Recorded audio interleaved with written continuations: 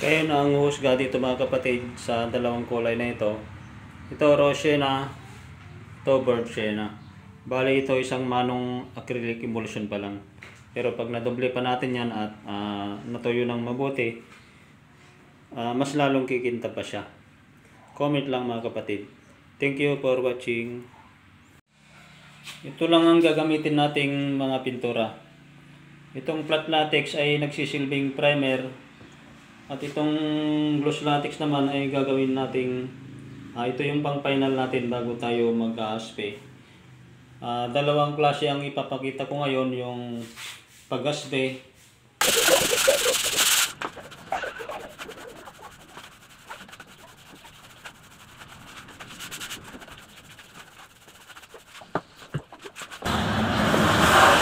Ito na yung gagamitin natin na pang first coating.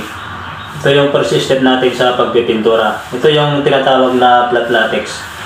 Bali ang i-demo kung ito ay maganda ito sa ceiling sa kisame. Bali kasi wala pa akong emulsion. Yung emulsion kasi advisable yun sa mga wool. Kasi yun ang laging nahawakan. Pero ito ang gagawin ko kasi wala akong emulsion. Ito ay marami na akong ginawang bahay na sa ceiling sa kisame. Parang flat finish siya. Kahit hindi na tayo maglagay ng top coat. Pero nasa sa inyo rin kung maglagay kayo ng top coat. Ang kwan lang, pag maglagay kayo ng top coat, kailangan pulido yung masilya. Kailangan makinis. Kasi makikita ang mga depekto. Yun ang disadvantage ng may emulsion.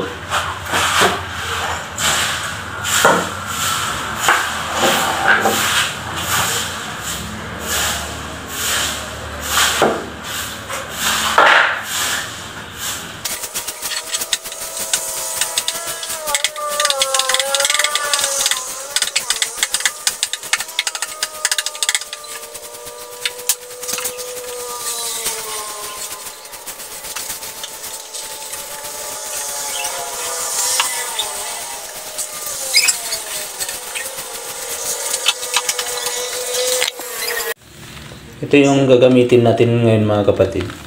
Ito ay watercolor din. Ito ay water base pala. Ito ang pangalan ng water base nito ay rose sienna. Ito ay latex color. Ito pwede kayong mag-mix ng tubig para mas maganda ng konti yung paghagod natin, mas malambot. Maglagay lang tayo ng konting patak. Kasi yung sasampulan natin ay konti lang naman. At depende na sa inyo kung gaano karaming tubig ang ilalagay natin. Konti lang. Konting patak lang tapos konting tubig. Huwag lang tayong magmi-mix ng halimbawa ganito karami at ganito rin karaming tubig. Ay huwag natin gagawin yun kasi masyadong malabnaw. Konting patak lang.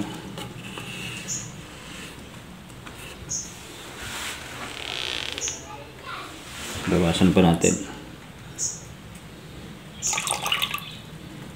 Mapalabnaw lang natin ng konti.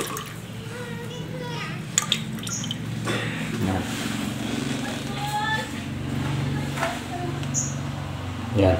Ganyan lang konti yung lalagay natin. Tapos haluin natin mabuti.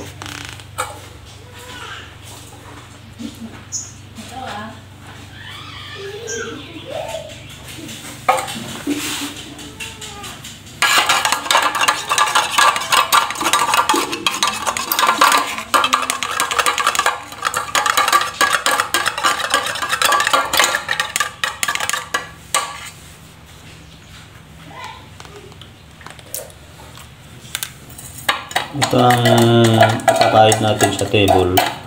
Tapos ang gagamitin natin ay yung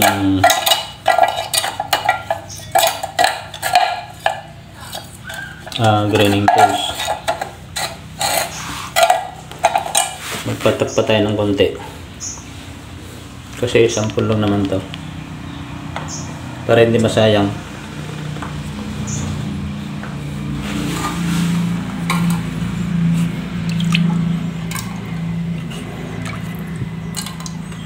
Kasi pag masyadong malubnaw ito, pangit. Hihina siya tapos parang maghihiwalay-hiwalay siya. Parang magkakaroon siya ng reaction. Maganda pag medyo malapot ng konti. Kaya pag magpatak kayo ng tubig, konti lang.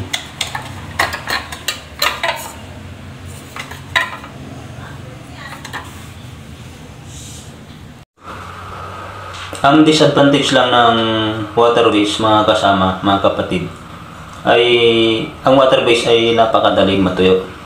Hindi gaya ng tinting color na pwede mo siyang bago-baguhin. Halimbawa, pinahid mo siya at ginamitan mo ng graining tools. Hindi mo gusto o kaya pangit, pwede mo siyang baguhin kahit ilang beses. Hindi gaya ng latex color. Ang disadvantage ng latex color ay kailangan mas maganda pag mag-spray kayo yung umaga o kaya hapon para hindi kaagad siya natutuyo. Ito, ginagamit ko to, ina-apply ko na to sa mga project ko, sa mga kisame. Pag kisame kasi medyo mahirap. Kailangan pagka naghagot kayo, ang ginamit nyo, paintbrush, basahan o kaya graining tools, kailangan ipulido nyo na siya. At kailangan bago kayo gagamit ng panghaspe, ay finish na yung mold. Ibig sabihin na i-final na ng gloss latex. Saka kayo gagamit ng graining tools. Kailangan makinis yung wall, maganda pagkamasilya, para maganda rin ang itsura ng inyong gagawin. Na halimbawa kisame wall. Ngayon, umpisa na natin mga kapatid ang pag-aspe ng latex color. Ang ginamit natin puro latex simula masilya, primer, flat latex, pinang-final natin gloss latex, isang manong flat latex, dalawang manong gloss latex. Pag natuyo, maglan kayo ng tag-isang oras para matuyo. Bago kayo magpa-final tapos patuyo ulit kahit isang oras, saka tayo gagamit ng graining tools. Tara mga kapatid, mag-aaspe na tayo. Panoorin nyo mabuti para masundan nyo ang paggagamit ng graining tools.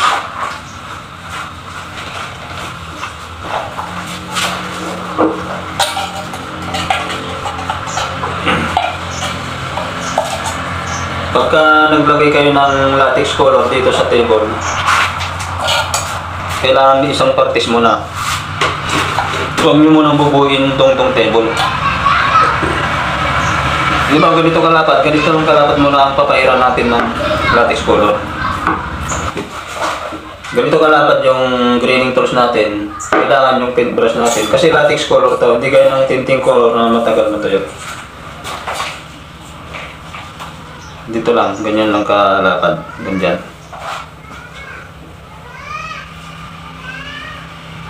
Para kahit matuyo dito, kasi pag natuyo yung katabi niya, mag-iibang kulay siya, parang bahid-bahid. Kailangan ito lang muna ang papayaran natin.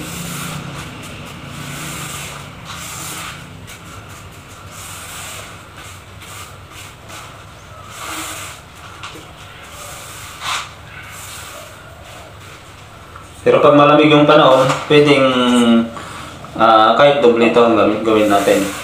Pero pag mainit ang panahon, ganun lang ang advice ko sa inyo. Kailangan, kung gaano kalaki yung graining tools, ganun muna ang inyong papahiran. Gaya ngayon, malamig ang panahon, parang December pa rin.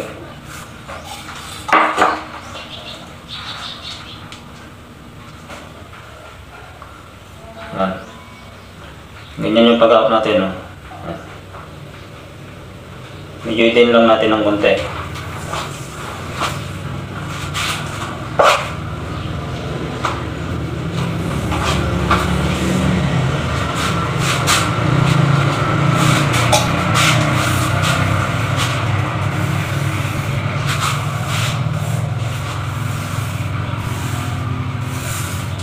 So pag malamig, pwede mo siyang baguhin.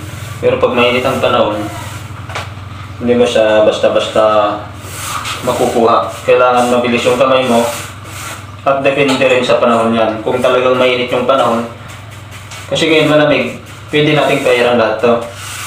Kailangan medyo mabilis pa rin kayo kasi mabilis matuyo ang latex color.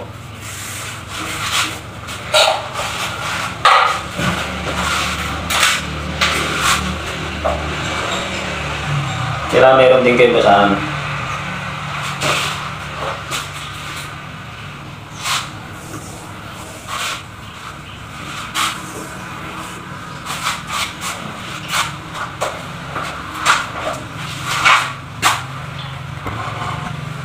Papakita ko sa inyo mga kapatid.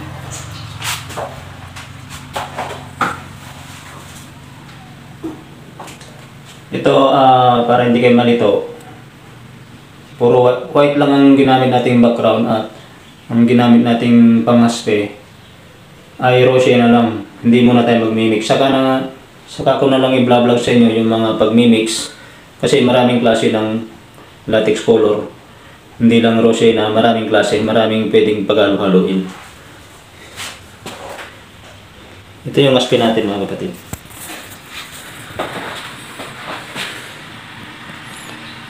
Ito, pag natuyo ito, pwede nating pahiran ng acrylic emulsion. Mamaya papahiran natin ito ng acrylic emulsion. Papakita ko rin sa inyo. Brush din ang gagamitin natin. After 1 hour, depende sa panahon, kasi ngayon malamig, matutuyo agad ito. Pwede nating lagyan ng acrylic emulsion.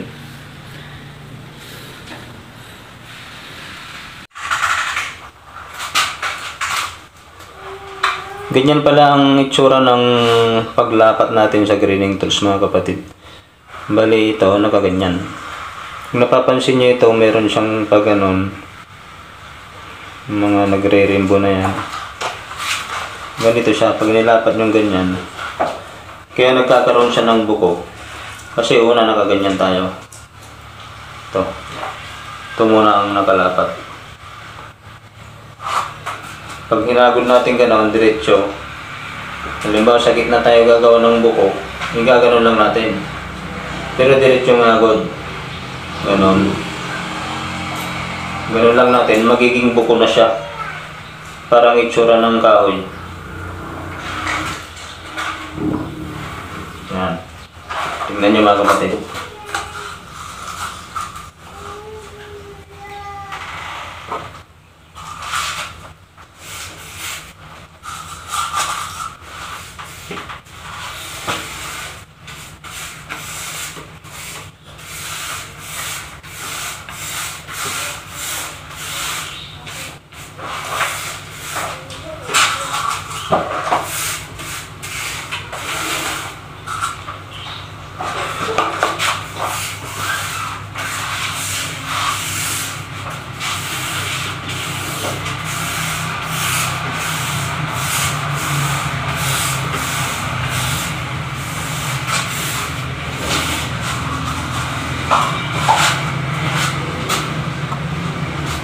Siya.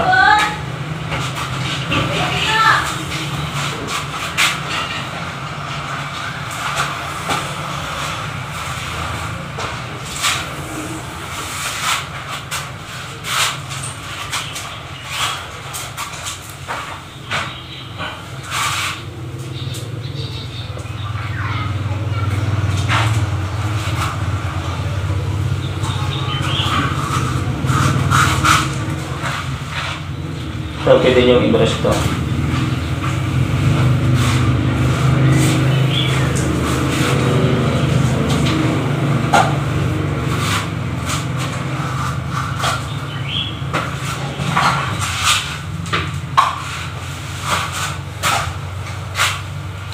Ito na yung kulay ng burnt sienna.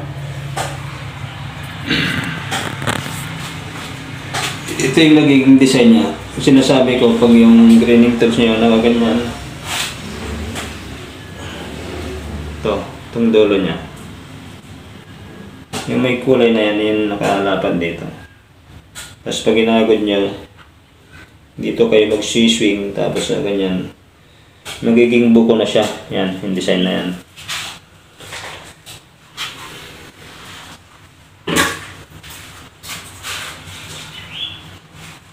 Ito yung burnt sienna na ginamit natin. White background, latex na gloss. Tapos burnt sienna lang siya. Yan. Ito naman yung raw sienna.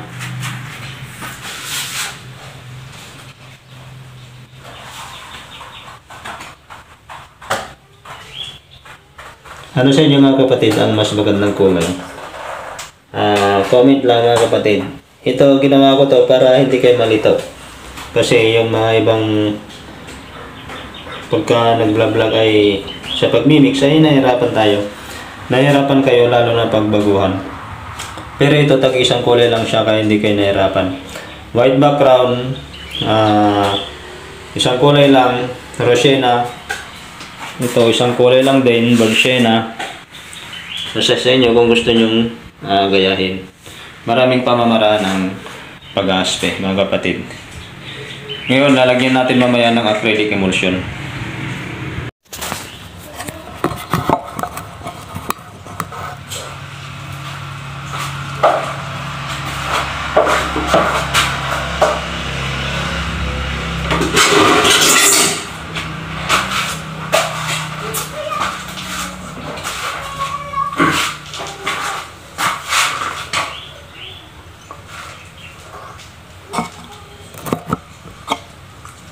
Bali ito yung gagamitin natin mga kapatid, acrylic emulsion, clear acrylic emulsion. Yan po. Bali ito brush lang gagamitin natin. Ang advantage nito ay kahit brush lang makintab pa rin siya. Kahit malamig ang panahon, makintab pa rin ang acrylic emulsion pag matuyo. Pagka malamig ang panahon, medyo matagal din siyang matuyo, parang latex din. Pero matutuyo din siya. Ang kagandahan lang ito pag ginamitan natin ng brush, kahit malamig ang panahon, pag natuyo, makintab pa rin. Wala siyang reaction. Ito ay parang tubig.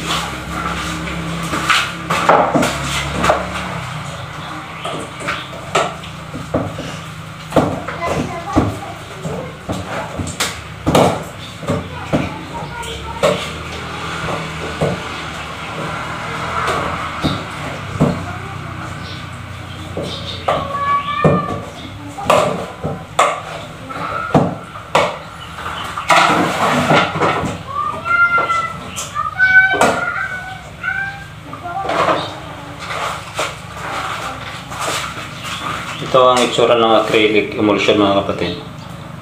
Parang tubig siya. Kaya pag nagpahid kayo ay sa isang sausaw mo, pwede mo na siyang ikalat to. Bukod na sa mura ang acrylic emulsion, ay mas madali pang i-apply. Hindi mo na kailangan ng compressor.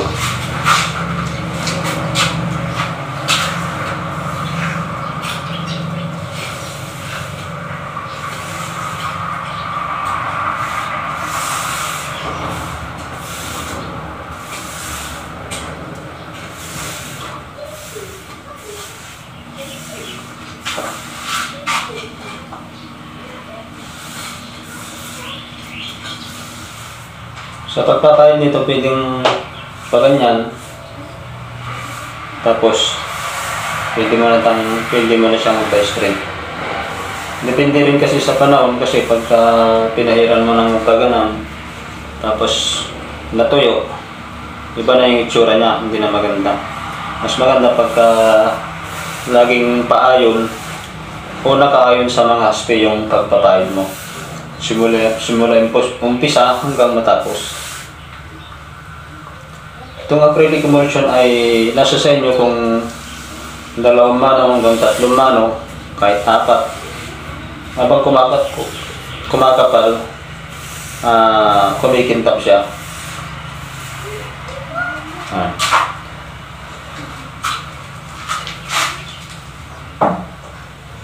Ito yung pininturahan natin ito yung ginamitan natin ng burn sienna. Yung isa naman, raw sienna.